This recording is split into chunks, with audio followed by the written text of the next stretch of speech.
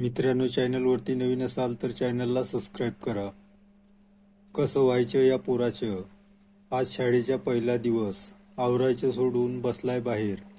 अभिषेकची आई एकटीच बडबड करत होती. अभिषेक नुकताच पहिलीत गेला होता. त्याचे कुटुंब नुकतेच गावातून शहरात शिफ्ट झाले होते. मुलाला चांगल्या शाळेत शिकायला मिळावे या हेतूने त्याचे वडील शहरात आले होते. शहरातील एका नामांकित शाळेत अभिचे ॲडमिशन झाले होते. आज शाळेचा पहिला दिवस होता.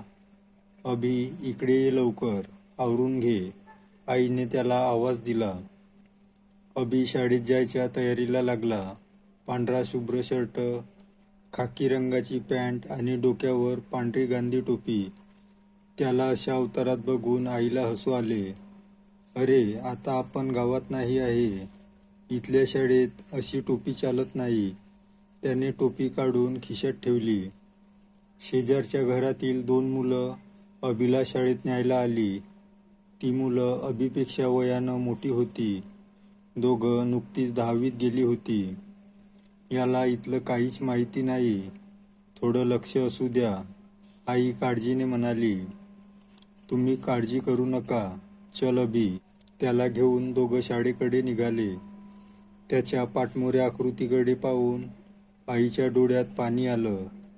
गावात अभिने केलेल्या करामती आठवून तिच्या चेहऱ्यावर हसू आले. शहरात आल्यापासून तो थोडा हिरमुसला होता. गावातील मोकळ्या वातावरणात फिरलेल्या त्या पोराला शहर म्हणजे बंदिस्त गोटा वाटत होता. आईचीही तीच अवस्था होती. शहरात ती म्हणावी अशी रुळली नव्हती. अभि गेल्यावर तिला एकटीला ते घर खायला उठले. अभिची वाट बघत बघत ती दरवाज्यात बसून राहिली. 5 वाजून गेले. अभि त्या 2 मुलांसोबत येताना दिसला तेव्हा तिला थोडे बरे वाटले. कशी होती शाळा, त्याचे दप्तर हातात घेत आई म्हणाली. पण तो काहीच न बोलता कोपऱ्यात जाऊन बसला. आई, आपण गावाला कधी जायचं? अरे, आताच तर आलोय. शाळेला सुट्टी लागली की जाऊया. यावर अभि काही न बोलता नुसताच बसून राहिला. त्याला गावाकडचे दिवस आठवू लागले. रोज सकाळी आजोबा त्याला नदीवर पोहायला घेऊन जायचे. गावातील मित्रांसोबत तो चिंचा बोर पाडत रानमाळ फिरायचा. दिवस मावळतीला आला की आजोबांसोबत गोठ्यात गायची धार काढायच्या. आजीने गोष्ट सांगितल्याशिवाय रात्री त्याला झोप येत नव्हती. सगळं आठवून तो मुसमुसत रडू लागला. त्याचे वडील घरी आल्यावर आईने सांगितले, अभिला इथे करमत नाही. करमेल हळूहळू, त्याला जवळ घेत वडील म्हणाले. काही दिवसानंतर तो शहरात चांगलाच रुळला. शाळेत त्याने खूप मित्र जमवले. शाळा ते घर हा रस्ता त्याला ओळखीचा होता. बाकी शहराची त्याला काहीच माहिती नव्हती. आई त्या 2 मुलांना वारंवार त्याच्यावर लक्ष ठेवायला सांगायची. कारण शहरात लहान मुलं पळवणारी टोळी सक्रिय होती. टोळीतील लोक लहान मुलांचे अपहरण करायचे.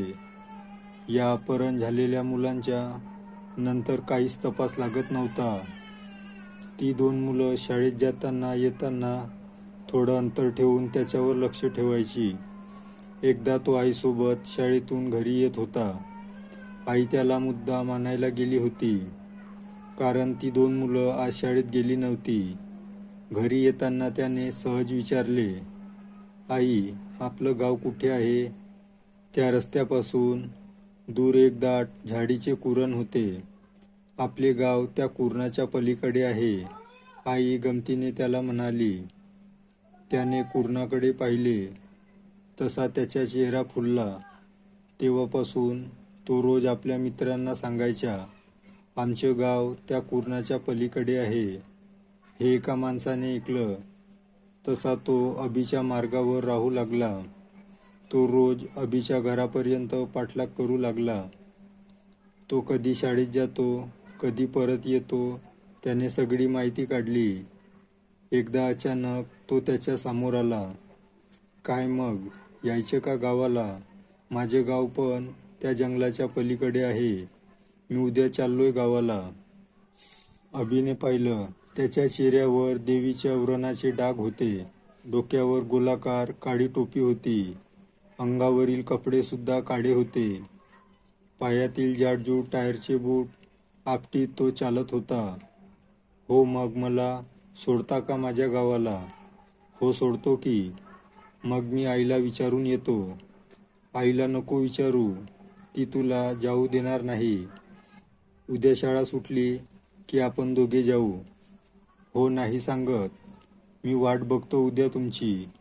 असं म्हणत तो घराच्या दिशेने पळत सुटला. तो माणूस माघारी वळला. रस्ता सोडून कुरणात घुसला. आत गेल्यावर त्याने मार्ग बदलला. तो आता नदीपात्रातील दगडधोंड्यातून चालत होता. त्या नदीच्या कडेलाच एक स्मशान होतं. स्मशानात एक मांत्रिक जळत्या चितेजवळ डोळे मिटून बसला होता. लाल भडक प्रकाशात मांत्रिकाचा चेहरा भयानक दिसत होता. आपल्याला जसा पाहिजे तसा मुलगा मिळाला. उद्याच त्याला घेऊन येतो. त्याच्या आवाजाने मांत्रिकाने डोळे उघडले. लक्षात ठेव, मी सांगितल्याप्रमाणे घडलं नाही तर दोघांच्याही जीवावर बेतल. त्याच्यावर नजर रोखत मांत्रिक म्हणाला. गावाला जायचे म्हणून अभि रात्रभर झोपला नाही.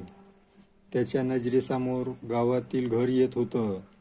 दुसऱ्या दिवशी तो शाळेत गेला. त्याचे कशातच मन लागत नव्हते. कधी एकदा शाळा सुटते असं त्याला झालं होतं. शाळा सुटल्यावर तो एकटाच बाहेर पडला. अभिची नजर त्या माणसाला शोधत होती. तो एका टपरीबाहेर चहा पित होता. अभि त्याच्या जवळ गेला. काय मग, चालायचं का? त्याच्या खांद्यावर हात ठेवत तो माणूस म्हणाला. हो. लगेच तो अभिचा हात पकडून कुरणाच्या दिशेने जाऊ लागला. इकडे ती दोन मुलं. अभि अनोळखी माणसासोबत निघालाय हे बघताच पळस त्याच्याकडे गेली. तोपर्यंत दोघे कुरणाच्या अगदी जवळ पोचले होते. अभि, थांब, त्यांनी जोरात आवाज दिला. अरे, कुठे चाललाय? दोघे एकदम म्हणाले. पलीकडे आमचे गाव आहे. हे काका मला गावात सोडणार आहेत. अरे, पलीकडे गाव नाही, जंगल आहे. दिवसा पण कोणी इकडे येत नाही. तुला यायचे आहे की नाही गावाला? मला उशीर होतोय. असे म्हणत तो माणूस अभिचा हात सोडून कुरणात घुसला. अभि धावत त्याच्या जवळ गेला. त्याची लहान आकृती उंच गवतात दिसेनाशी झाली. दोघे घाबरले. त्यांना अभिची काळजी वाटू लागली. घरी जाऊन वेळ घालवण्यापेक्षा दोघे त्याच्या मागे कुरणात घुसले. थोड्याच वेळात अंधार पडला. दोघे कितीतरी वेळ चालत होते. एवढा वेळ चालून अभि दमला होता. तो सारखा गाव कधी येणार असं विचारायचा. तो माणूस आता काहीच बोलत नव्हता. अचानक त्याने मार्ग बदलला. तो नदीपात्रात घुसला. पुढे गेल्यावर एका ठिकाणी थांबला. तिथे पूजेचे साहित्य मांडलं होतं. एका टोपलीत भाकऱ्या ठेवल्या होत्या. होम पेटवला होता. आजूबाजूला काहीतरी जळत होतं. ते एक स्मशान होतं. त्याने अभिला एका पाटावर बसवले. त्याच्या मागे आलेली दोन्ही मुलं झाडीत लपून बसली. काही वेळाने मांत्रिक आला. त्याच्या हातातील दोरीला 5 मोठी बोकड बांधली होती. लक्षात आहे ना काय करायचं ते? अभि समोर बसत मांत्रिक म्हणाला. त्याने अभिच्या कपाळाला गुलाल लावला आणि गळ्यात फुलांचा हार घातला. तोंडाने मंत्र पुटपुटत समोर पेटवलेल्या होममध्ये आहुत्या देऊ लागला. अभिला काय चाललंय ते समजत नव्हतं. ती दोघं मुलं आता विलक्षण घाबरली. काय चाललंय ते त्यांना समजत नव्हतं. त्याला यातून बाहेर कसं काढायचं याचा विचार ते करत होते. इकडे तिघांचे आई वडील घाबरले. रात्र झाली तरी तिघे घरी आले नव्हते. त्यांनी येण्या जाण्याच्या मार्गावर त्यांचा शोध चालू केला. इकडे स्मशानात मांत्रिक जोरजोरात मंत्र म्हणत होता. त्या ठिकाणाचे वातावरण अचानक बदललं. जोरात वारा सुटला. पलीकडच्या झाडीत कसलीशी हालचाल होऊ लागली. गुरगुरण्याचे आवाज येऊ लागले. झाडीतून कोणीतरी बाहेर येण्याचा प्रयत्न करत होतं. काहीतरी भयानक प्रकार घडणार होता. अभि खूप घाबरला. त्या 2 मुलांची पण तीच अवस्था होती. त्या माणसाने आपल्या हातावर सपकन वार केला. रक्ताची तांबडी धार टोपलीतील भाकरीवर सांडली. सगळ्या भाकऱ्या लालभडक झाल्यावर मांत्रिकाने झाडीत फेकल्या. झाडीत एकच झुंबड उडाली. एकमेकांवर गुरगुरल्याचा मारामारीचा आवाज घुमला. त्या माणसाने एक बोकड मांत्रिकाच्या समोर धरला. मांत्रिकाने आपल्या जवळील कोयत्याने क्षणात त्याचे मुंडके उडवले. ते मेलेले बोकड झाडीत फेकले. झाडीतून कानठाड्या बसवणारे आवाज येऊ लागले. मचमच असा मांस खाण्याचा आवाज येऊ लागला. बोकडाची हाडं फोडल्याचा आवाज स्पष्ट येत होता. तो आवाज वाढतच गेला. एकामागोमाग 4 बोकड मारून त्यांनी झाडीत फेकली. झाडीत जे कोणी होतं ते भुकेलं होतं. त्याची भूक अजून शमली नव्हती. आता फक्त एक बोकड शिल्लक राहिला. त्यानंतर अभिचा बळी जाणार होता. लपून बसलेल्या मुलातील एक जण हळूच बाहेर आला. त्याने दोरीने बांधलेला 5वा बोकड सोडून दिला. मांत्रिकाने बळीसाठी 5वा बोकड मागितला. तो माणूस बोकड आणायला गेला, पण बोकड जागेवर नव्हता. तो वेड्यासारखा त्याला शोधू लागला. झाडीतील गुरगुरणे प्रचंड वाढले. अरे मूर्खा, किती वेळ लावतोस? मांत्रिक त्याला शिव्या घालत होता, पण तो मांत्रिकाच्या शिव्या खायला जागेवर नव्हता.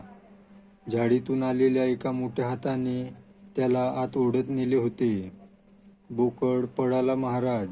मरता मरता त्या मांत्रिकाला सावध केले. मांस दे, मांस. बोकड नको, नरमास दे. झाडीतून अमानवी आवाज आला. मांत्रिक अभिला शोधू लागला. तो जागेवर नव्हता. हे सारे घडत असताना मुलांनी त्याला गुपचूप बाहेर काढले होते. मांस दे, मांस, नाहीतर तुलाच खाऊन टाकतो. झाडीतून भयानक काळ्या सावल्या बाहेर आल्या. ते स्मशानातील पिशाच्च होते. ते पिशाच्च मांत्रिकाच्या दिशेने येत होते. मांत्रिक पळू शकत नव्हता, कारण तो 4ही बाजूने घेरला होता. ते लिबलिबत ओंगळवाने पिशाच्च त्याच्या जवळ आले. त्याची टोकदार नखं मांत्रिकाच्या शरीरात घुसू लागली. मांत्रिक जोरजोरात ओरडू लागला. त्याचा आवाज ऐकणारं तिथं कोणीच नव्हतं. एक मोठी किंकाळी फोडून त्याचा आवाज शांत झाला. ही 3 मुलं जंगलातून पळत सुटली होती. त्यांच्या पायाला काटे टोचत होते. दगडधोंड्याने बोटांची नखं फुटत होती. झाडाच्या फांद्यांनी अंगावर ओरखडे उमटत होते. खूप वेळ पळाल्यामुळे त्यांना दम लागला होता, पण त्यांना थांबून चालणार नव्हते. जंगलाच्या बाहेर आल्यावर तिघे शांत झाले. थोड्याच वेळात घरी पोहोचले. घरचे त्यांना शोधत होते. अभिला या अवस्थेत पाहून त्याची आई रडू लागली. सर्व घटना समजल्यावर त्यांनी पोलिसात तक्रार केली. दुसऱ्या दिवशी पोलीस स्मशानात गेले, तेव्हा त्यांना तिथे बरीच उलथापालथ झालेली दिसली. एका झाडीत अर्धवट खाल्लेले मांत्रिकाचे प्रेत होते. या घटनेनंतर अभि खूप आजारी पडला. त्याचे आजी आजोबा त्याला भेटायला आले. तो बरा झाल्यावर सगळे गावी निघून गेले, परत कधीच न येण्यासाठी. सर्वांनी त्या 2 मुलांचे आभार मानले, कारण त्यांनी धाडस दाखवल्यामुळे अभिचा जीव वाचला होता. मित्रांनो, ही गोष्ट तुम्हाला कशी वाटली? लाईक व कमेंट करून नक्की सांगा. व चॅनलवरती नवीन असाल तर चॅनलला सबस्क्राईब करा. भेटूया अशाच एका नवीन गोष्टीसोबत.